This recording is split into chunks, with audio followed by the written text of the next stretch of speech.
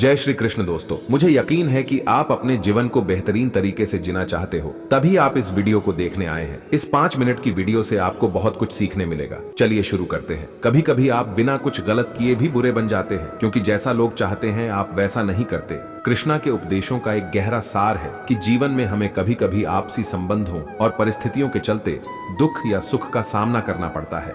वह हमें सिखाते हैं कि हमें हमेशा नीति, धैर्य और उदारता से काम करना चाहिए। कृष्णा विचार करते हैं कि जीवन में कुछ भी हो, हमें स्वयं को बदलने का अधिकार होता है। अगर हम चाहें तो हम अपने मन को और अपने कर्मों को परिवर्तित कर सकते हैं, जिससे हमारा दृष्टिकोण पूरी तरह से बदल जाएगा। उनका सिखाया गया एक महत्वपूर्ण सिद्धांत है कि जीवन में समस्याएं आती रहती हैं, परंतु हमें उनसे सही तरीके से निपटना चाहिए। वह हमें यह सिखाते हैं कि हमें अपनी आत्मा को शांति और स्थिरता में बनाए रखना चाहिए, ताकि हम किसी भी परिस्थिति में अपनी मानसिक स्थिति को साधुवाद से देख सकें। कृष्णा ने युद्ध भूमि में अपने शिष्य अर्जुन को जीवन के विभिन्न पहलुओं पर ध्यान केंद्रित करने का उपदेश दिया था। उन्होंने बताया कि हमें सिर्फ अपने कर्मों का नतीजा नहीं, बल्कि कर्मों के पीछे छिपे भावनाओं और भावनाओं का भी महत्वपूर्ण रूप से मूल्यांकन करना चाहिए।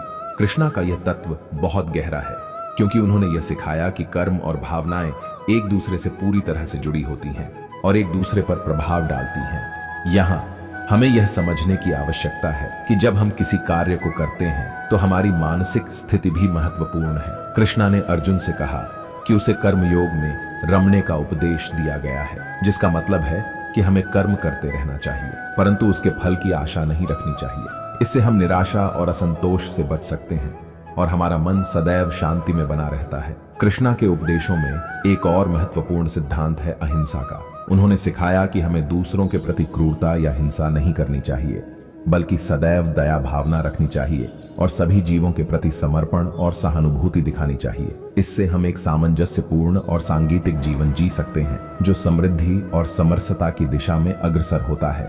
जिसने साथ दिया उसका साथ दो, और जिसने तुम्हें त्याग दिया उसे तुम भी त्याग दो। अर्थात जीवन में हमें हमारे साथी और आसपास के लोगों के साथ संबंधों का मूल्य समझना महत्वपूर्ण है। कृष्ण जी कहते हैं कि जिसने हमारे साथ दिया है उसका हमें समर्पित रहना चाहिए। उनकी बातों में छिपा हुआ एक गहरा सार है जो हमें जीवन के सफर में मार्गदर्शन कर सकता है। कृष्ण जी ने सिखाया है कि जब कोई हमारे साथ है और हमें सहारा देता है तो हमें उसके प्रति कृतज्ञता रखनी चाहिए। हमें उसके साथीपन को समझना चाहिए और उसका साथ देना चाहिए जब वह हमें जरूरत हो। यह हमारे रिश्तों को मजबूत बनाए रखने का एक मार्गदर्शक सिद्धांत है। उनका उदाहरण देखकर हमें यह सीखने को मिलता है कि जीवन में सहारा और साथीपन का मूल्य अत्यधिक है। कृष्ण जी ने अपने साथियों के साथ मेलजोल और सामंजस्यपूर्ण संबंध बनाए रखने की महत्वपूर्णता पर बल दिया है। वह यह भी सिखाते हैं कि जब हमें कोई त्यागता है तो हमें उसे भी समझना चाहिए। हमें उसकी भावनाओं को समझना चाहिए और उसे उसके रास्ते पर आगे बढ़ने के लिए शक्ति देनी चाहिए। त्याग और समझदारी का अभ्यास करना हमें एक सकारात्मक मार्ग पर ले जाता है,